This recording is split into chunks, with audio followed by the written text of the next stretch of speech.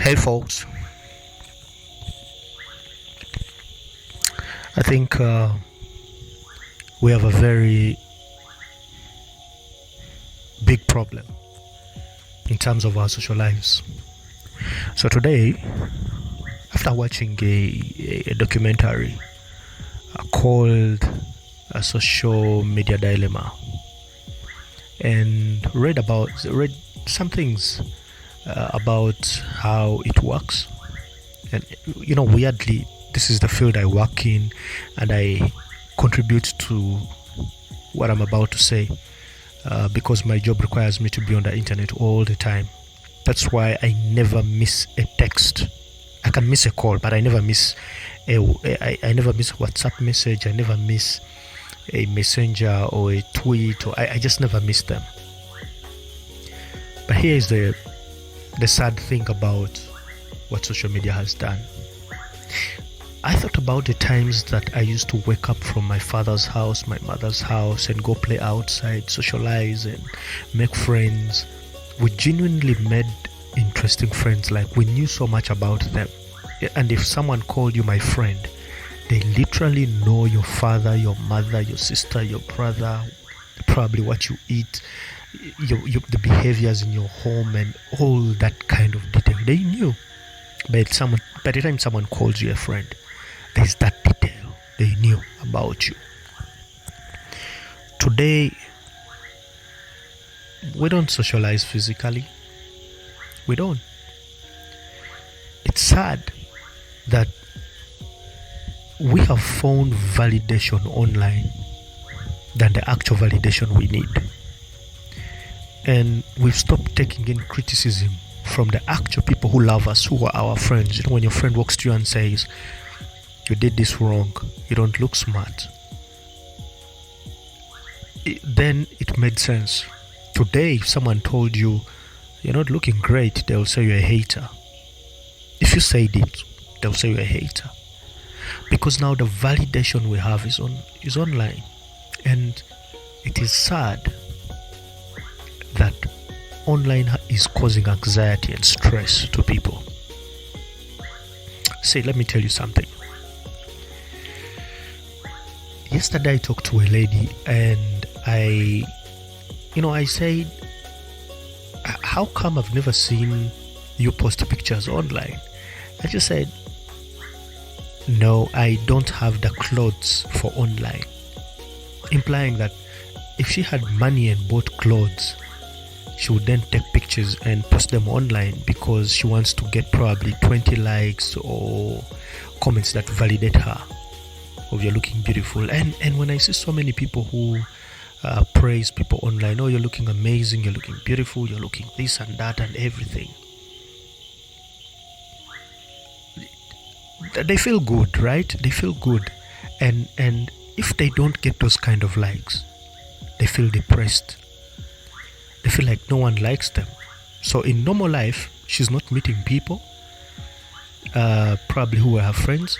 And then online, she's still not getting the validation from people. No likes, no followers, no comments on anything that she puts up, or pictures, or no one's there to tell her "you're looking beautiful." It's a sad thing, but it's going to drain us. And you know what is interesting or more depressing? It has actually entered marriages. For real. The first person you wake up to say hi to is online. Not your wife, not your husband in the same bed. And the last people you talk to before you actually sleep are online. I mean, you can say goodnight to everyone in your phone, but you don't say goodnight to your husband or your wife. Do you know why? Because by the time you guys stepped into bed, you didn't have any conversation. You just went to your phones with an assumption that, okay, when I finish phone, I'll talk to hubby or talk to my wife and then sleep. So what happens? Each of you continues to be on phone, the fun is on phone, and then eventually you sleep. Slip off. You didn't say bye to him, you didn't say good night to him. And then the first thing you do when you wake up is to check your phone, like there's anything important you missed between midnight and 6 p.m. 6 a.m. It's sad, but it's happening. Just think about it. The last person you talk to is online. The first person you talk to is online. Not your wife, not your husband. Not even anyone in the house. You don't know how they slept. Why? And then when you look at the marriages then, everything was about trust and love and confidence. Today, if your husband doesn't tell you you're looking beautiful, or if your woman doesn't tell you you're looking handsome, you don't care. Do you know why? Because you're going to post a picture and everyone's going to say, oh, you look beautiful, you look beautiful, you look beautiful, and that's enough. So the words of your husband or your wife cease to matter. Because everyone anywhere has told you you're looking beautiful. The same online has made people God. Have you seen people who walk into offices looking beautiful, but no one compliments them? Because, we're on our phones and laptops, we're busy. So what you do, you have to stand and get someone else to take you a picture. Hey, take me a picture. Please capture the shoe. And then you go and post online. And then you get validation out there. Oh, you're looking amazing, beautiful, nice hair, nice one. But the people in your office didn't see you, by the way. They didn't even notice you're looking beautiful, and yet you are.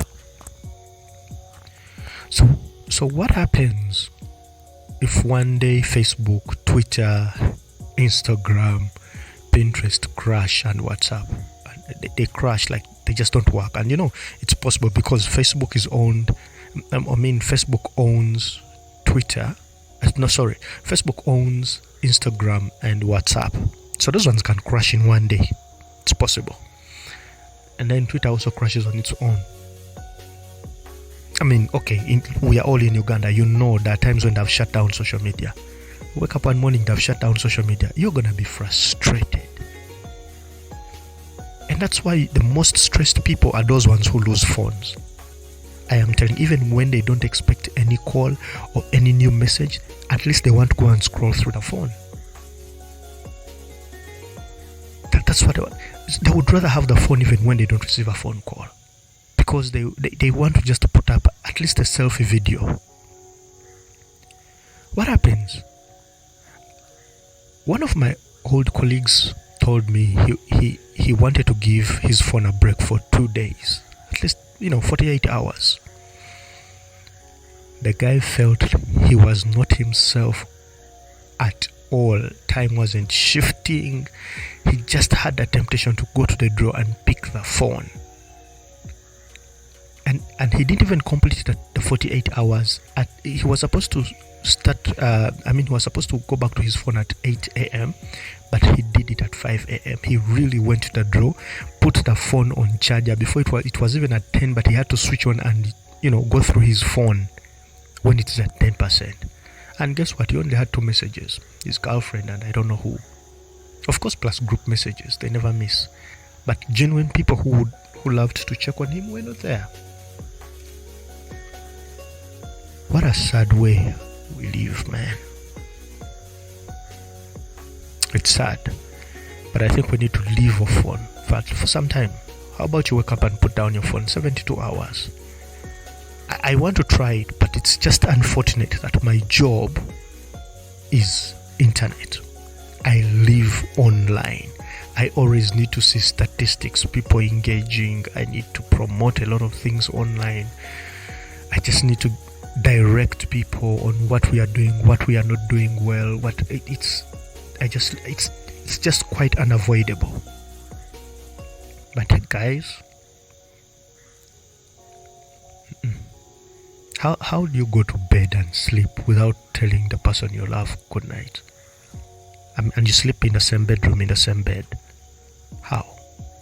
And you can't even say good morning. But the first person you say good morning to is on phone. They're on the other side of life. We no longer want to meet people. It's okay. Let's finish this on phone. man. Have a lovely night.